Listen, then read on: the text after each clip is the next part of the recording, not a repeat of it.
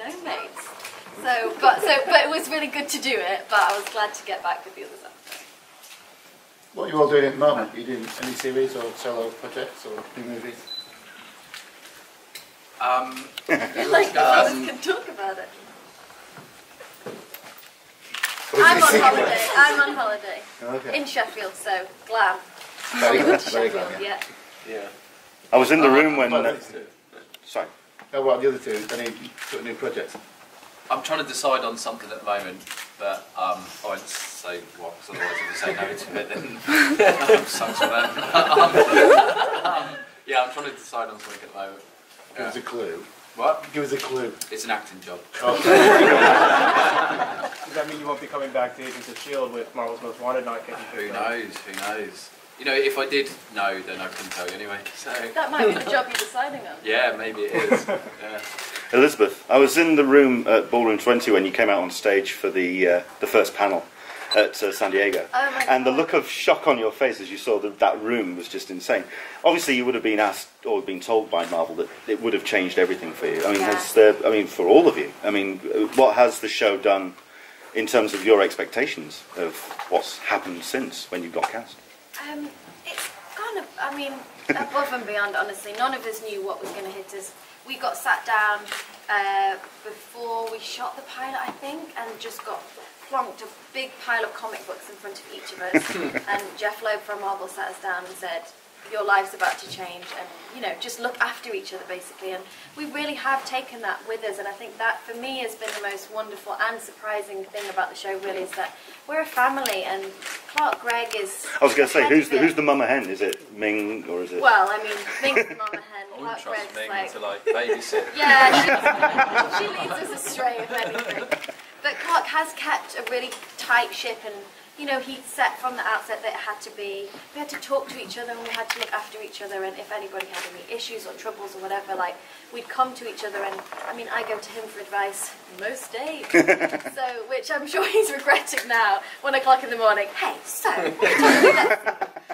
But he really has just made it a family, which is just, I mean, it makes it great to go to work. Sure. And Mo and Jed and Yeah. Jeff, like the showrunners, really set the tone as well. And so between them and Clark, they run a good ship, Yeah. keep everybody happy.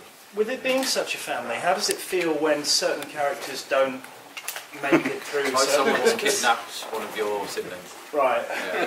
Yeah, there's nothing you can do about it. And it So they've always gone off and comes got married, and they've gone to university, Yeah, and kind of, no one told you. flown the nest, yeah. Yeah. So it's all just part of life. And you know, I was just going to say, you know when you sign up for something that maybe not everyone's going to make it till the end, but it comes as such a shock every time, and we only find out to the last minute because that's the way it has to be. So it is like sort of suddenly you lose a limb almost. So you do share that with the audience almost? Yeah. Oh gosh, yeah, we get script to script, page to page sometimes as you're filming it, like this actually happens now. I'm just, well, the season finale, I mean, how long did you find out that was actually happening, all the events of the closure of the season? I mean, what was the time frame? Was it literally days, or Oh yeah. hours? A week before, if you're lucky, you Yeah. find out what's happening in the next episode. But if you kind of like get in with certain people on the set, Everyone's like got their first- sources. Like Keith, the first AD, there was like, I think it was mine and Bobby's last episode where they just got like the breakdown for it, like, you know, the heads of the departments, but we had no idea what was happening. And I went up to the first AD and said, I think they just got the script, but we wouldn't have seen it for like another week. And I was like, have you seen the script? And he was like, yeah, have you? And I was like, yeah. I was like, it's good, isn't it? And he's going, yeah. What have you seen? I was like, yeah, what's your favourite bit? And he just told me what it was. I was like, Oh, well, I mean, the thing is, Ian and I get on really well, and we're really good friends, but if you've ever tried to kiss a friend, I mean, they're so awkward, those scenes are just awkward, and as soon as you sort of get out of the way, it's fine, and then it's fine, but, I mean, we did have so many conversations, so it's like, hey dude, this is weird, isn't it? Yeah, it's weird, okay, good, fine, as long as we both feel weird. Was that something that was dropped on you pretty late on, or did you sort of know that was going to come up? I know obviously there was tension Oh, between you. everyone said to us we were just going to stay friends, not together. You won't be together, you won't be together. Okay, fine. And if you are together, nobody will know. Okay, fine. And then you read it, you go, oh, I guess everyone's going to know. But I mean, I love them as characters, and I love that they got together. So I was happy about that as, you know, an outsider, but then when you come to film it, you know, those scenes are kind of weird. Like, he knows my boyfriend, and it's like, right, you're just gonna kiss your girlfriend tomorrow, you know. But I'm happy that they got together, and I hope that they can stay happy. I mean, it's Agents of S.H.I.E.L.D., nothing really stays good for very long, so we'll see. Definitely. I'm just really proud of her, really, in kind of a strange way. I think that she's, you know, her and Fitz needed to separate to get to know who they were, and now I'm glad that they're back together again, but they're sort of back together now more as individuals that have chosen to be in a relationship rather than needing each other and kind of grasping hold of each other. And, you know, she's got a bit more feisty. She can look after herself. She survived. She's not by any means an amazing fighter, which I'm quite grateful for because it means I don't have to be. But I'm just, yeah, I'm proud of her, and I think that she's also had kind of a dodgy relationship with Inhumans, and you know, now she's kind of coming around to the fact that it isn't always so black and white. But I think she will always go on the side of science, which, you know, gets her into some tricky spots with her friends who happen to be Inhumans. I think there's been I'm really proud of that, and I think the best thing is that it just works. Like, I think it's a really Yeah, it good doesn't show. feel. Yeah, you're right. It doesn't feel like it's kind of imposed on. No, it's just Yeah. easy. It's just, Yeah. yeah. Talking about women in the MCU, what did you feel when Agent Carter didn't get renewed for the third season? I just still don't believe that. I don't believe anything that comes out. I feel like, I hope that it gets put somewhere else. But what a strong series, and what an amazing lead. And I think that she did amazing. And you know, maybe there'll be an Agent Carter movie. I always think there's some conspiracy theory going on that it didn't get picked up because actually they're making a movie. But that's not official, I don't know. Some of the acting is pretty physical, and I'm not just talking about the kissing scenes. How much of that do you really want to do yourself, and how much are you okay with stunt double doing? And does it happen often, or does it I'm happen completely that happy the with stunt stuff. double does that? There's some people which are quite like Adrienne is like she wants to do everything. Sometimes I'm like, you can't do that. Like, Yeah, it's not going to work. you will die. Yeah. But she wants to do like everything. I'm quite happy to let them. At the end of the day, you want the final product to look at. You want like the final product to look as good as possible. So like I'm happy to get there whatever way we have to. Yeah, you're ready to put your hand up and say, I'm okay. Yeah, I'll go get coffee. I like getting my hands dirty. I like, you know, if there's a running scene, I'll do a I'll bloody well run. Yeah, exactly. You trooper. Walking, you'll do Walking, that. well, you know, sometimes Skipping, I'll, you do that? Yeah, Does it get skipping. stunt double for that? Well, it depends on how vigorous the skipping is. Yeah. Did you do much training for your Yeah. I did actually get 3 days in a row. Because we had to run slow-mo in something.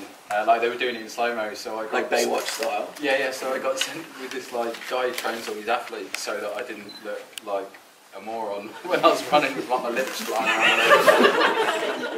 Is that how you run? Well, I feel it's obviously slow motion, like, but I did feel like a bit of an idiot, like going, right, so you think I can't run properly? It's a bit offensive. Yeah. you brought up To be perfectly honest, when I was cast, I wasn't even sure that my character was Inhuman.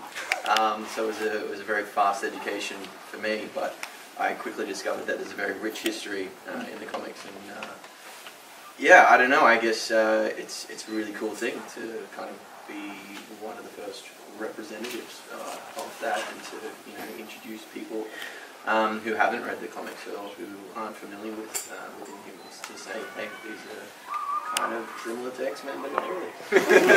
and do you think you'll make it into the Inhumans movie? That would be pretty cool. But yeah, who knows. What was your thoughts when Kevin Feige was on that stage and he announced and Inhumans was in very big letters up on the screen? What was your first thoughts? Very exciting, obviously. And yeah, there's, I think there's a small part of you that's like, oh my god, maybe I could be a part of it. And then there's the logical part of your brain that says, shut up, you idiot, this makes sense.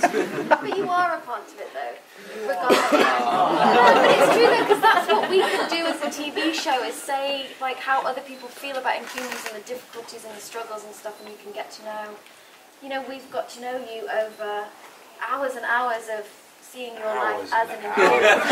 Hours. So that's cool that regardless of what happens, like, you know, you're the foundation of that movie, babes. Come on. How often do you get asked questions by journalists like us, and you have to lie or not tell us what you know because you signed an NDA? Every single time. I could be lying right now. Yeah. You can't trust my answer anyway. So you didn't go on running training, really? That was all natural. What did you feel about that? Do you think, what are the chances that it'll be picked up by someone else? Well, yeah, I don't know. I mean, it's obviously a real shame that it didn't get picked up. I had a great time working on it, and I think we all did.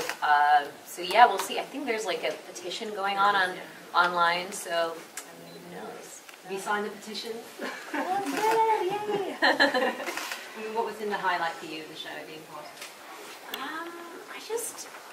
I don't know. It's just a really, really fun world to be in. You know, the costumes are really fun, and that era just has a huge appeal, and so that was fun to be in that world. Yeah. I mean, that time in Scotland was pretty grey and brown toned, so you know, definitely got more colourful in Agent Carter. So that was, I like that. I like both actually. So I just love being able to dip into both worlds. And, Lotte, who